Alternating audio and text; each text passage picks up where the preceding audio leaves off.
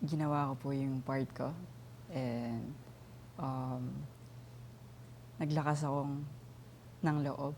Humingi ako actually po sa inyo ng lakas ng loob upang kausapin sila, ma-explain kung ano yung nangyari. At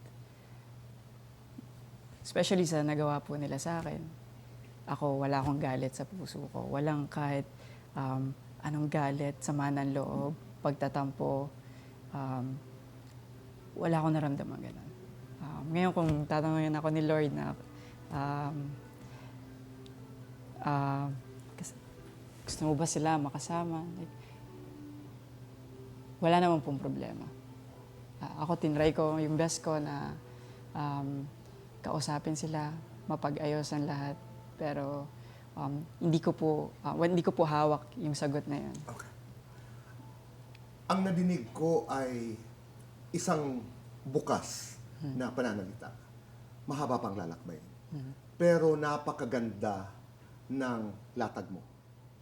I think it is with openness, it is with love, and it is with forgiveness. Na napakaganda.